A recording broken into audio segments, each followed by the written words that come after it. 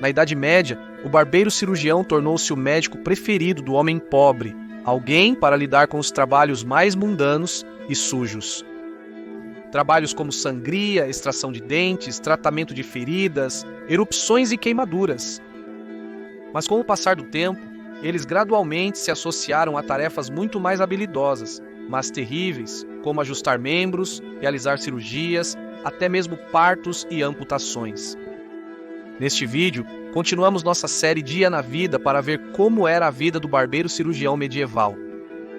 O artista de Zurique, Jost Mann, produziu uma série de xilogravuras que retratavam os medievais em suas vidas cotidianas. O poeta Hans Sachs criou versos rimados para cada uma das xilogravuras. Ele descreveu o barbeiro cirurgião como citação: "Sou chamado em todos os lugares. Eu posso fazer muitos ungüentos curativos. Eu posso curar novas feridas, também fraturas e aflições crônicas. Sífilis, catarata, gangrena, extrair dentes, barbear, lavar e cortar cabelo. Eu também gosto de sangrar." Essas eram as habilidades esperadas do barbeiro cirurgião, que do século XIII ao XVI eram geralmente referidos apenas como barbeiros. Os serviços de cura deles eram tudo que a população podia pagar. Era extremamente caro estudar na universidade, o que significava que, uma vez qualificado, as taxas de um médico eram muito altas para a pessoa média. Não havia chance de um médico conseguir se sustentar no campo. Mesmo nas cidades, havia poucos médicos treinados. Para eles, a cosmologia era vital para a saúde dos pacientes. Eles consultavam as estrelas e seus sinais ao determinar a melhor maneira de manipular e equilibrar os 4 humores. Na Europa, era exigido por lei que eles soubessem a posição da Lua ao fazer um diagnóstico. A teoria dos 4 humores, que eram sangue, bile negra, bile amarela e fleuma, pode ser rastreada até Hipócrates, e para os medievais era considerada a chave para um corpo e mente saudáveis. No século XIV, o barbeiro cirurgião cuidava da saúde dos plebeus, desde cortar o cabelo até extrair os dentes e até mesmo realizar amputações. Frequentemente não possuíam treinamento formal. Durante a Idade Média, a Igreja controlava todos os aspectos da vida, inclusive a medicina. Os barbeiros eram comumente contratados por padres e monges para realizar a tonsura, o costume religioso de raspar o topo da cabeça. Os barbeiros também eram frequentemente solicitados a raspar as cabeças dos pacientes de mosteiros e hospitais. Isso era feito antes de aplicar lavagens ou emplastros que poderiam resfriar febres ou extrair humores ruins. Sendo experientes no uso de tesouras e navalhas, logo os barbeiros passaram a auxiliar os monges em pequenos procedimentos.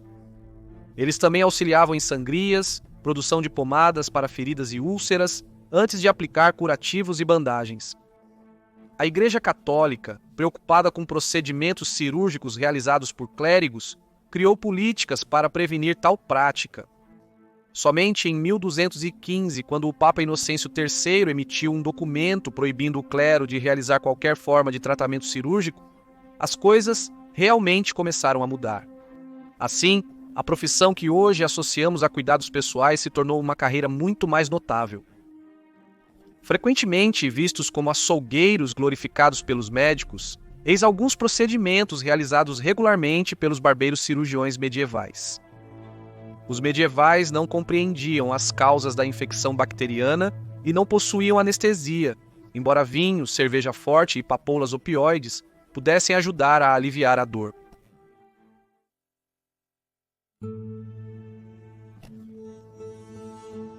As cataratas são causadas por um embaçamento na lente do olho.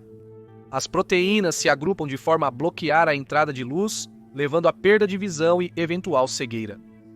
Atualmente, a cirurgia a laser nos olhos é uma das mais comuns e delicadas realizadas em idosos para corrigir problemas de visão. O método mais antigo de remoção de catarata, conhecido como deslocamento, remonta a 2000 a 100. Registros revelam que antigos cirurgiões japoneses usavam uma faca fina similar a uma agulha e um tubo de ouro chamado cânula. A lente seria cortada e o conteúdo da catarata liquefeita seria sugado para fora do olho.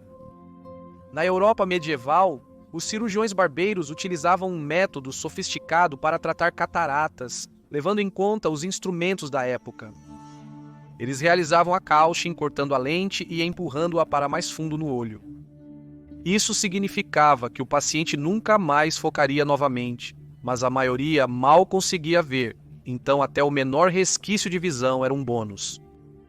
Se o procedimento falhasse, a visão deles não mudaria muito, então não havia nada a perder. Reparo de hérnia. Uma hérnia ocorre quando um órgão interno rompe a parede que o circunda. A hérnia mais comum acontece quando parte do intestino se projeta por uma seção fraca da parede estomacal, mas podem ocorrer também na virilha, cérebro e outras áreas. A cirurgia de hérnia deve ser feita logo pelo risco de gangrena e infecção. Também há o risco de o órgão morrer devido à falta de fluxo sanguíneo restrito. Hoje, um procedimento simples recolocará o órgão no lugar e selará a área lesionada. Na Idade Média, o barbeiro cirurgião precisava fazer tecido cicatricial o bastante para evitar que os intestinos saíssem novamente. O paciente seria colocado deitado em uma prancha inclinada para trás, fazendo o intestino voltar para o estômago. O barbeiro cirurgião aquecia uma faca até ficar vermelha e esfaqueava repetidamente o estômago do paciente com tanta força que a lâmina atingia a pelvis. A pele seria cauterizada, impedindo o intestino de voltar a sair e prevenindo qualquer sangramento interno. Como alternativa, a área afetada poderia ser cortada e ácido derramado sobre a hérnia para gerar cicatrização. Surpreendentemente, a cirurgia era muito eficaz, embora perigosa, com o barbeiro esfaqueando loucamente ao redor e esperando pelo melhor. Cirurgia de campo de batalha. Participar de uma batalha medieval era extremamente perigoso, e muitas vezes as lesões sofridas pelos soldados participantes eram muito graves para que qualquer tratamento fizesse diferença. No campo de batalha, as lesões eram causadas principalmente por impactos de cavalos, instrumentos contundentes como maças e feridas por lanças, espadas, adagas, flechas de arcos longos e bestas. Para este trabalho, o barbeiro cirurgião levava seu kit de ferramentas macabro para tratamento imediato.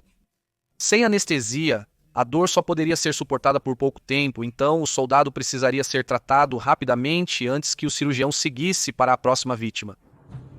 As amputações eram feitas usando um cortador de ossos. Normalmente era uma faca curva. O formato permitia cortar a pele em movimento circular. Isso facilitava o acesso ao osso. Com o osso exposto, uma serra era utilizada para amputar o membro danificado.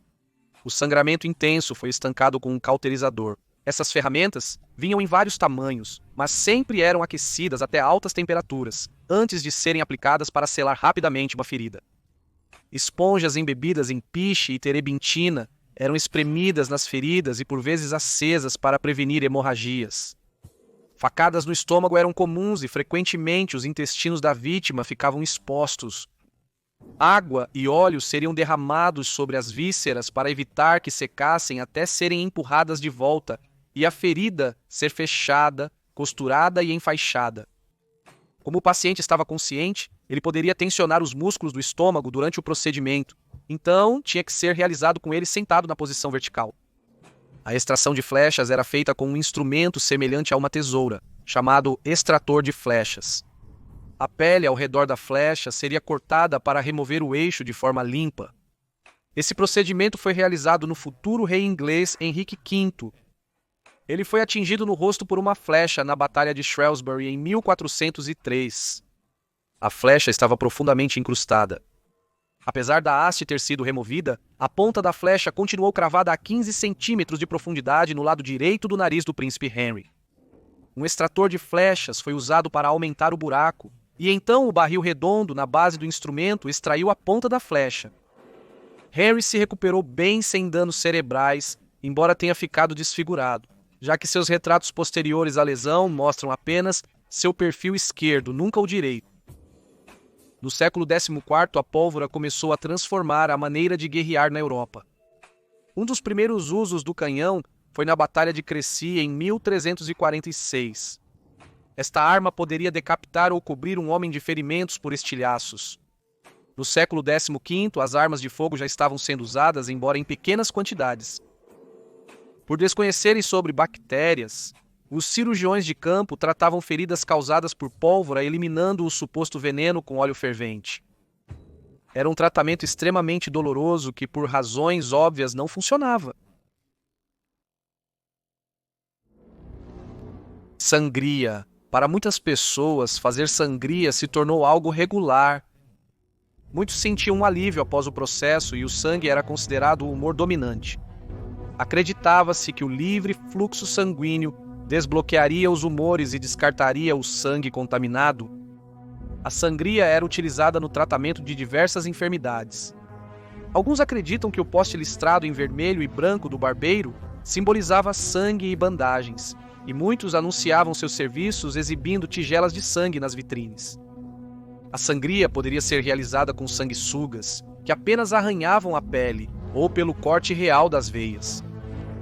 Para a sangria de uma veia, geralmente eram usadas as maiores no antebraço ou pescoço e cortadas pelo barbeiro cirurgião com um bisturi ou lanceta.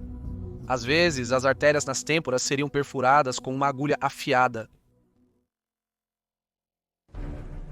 Lesão na cabeça. A trepanação era a prática de perfurar um buraco na cabeça do paciente ou raspar parte do seu crânio para tratar problemas neurológicos. Acreditava-se que expor a matéria ao redor do cérebro e da medula espinhal ao ar exterior curaria doenças. A sutura do crânio era outra prática que os cirurgiões poderiam usar no campo de batalha.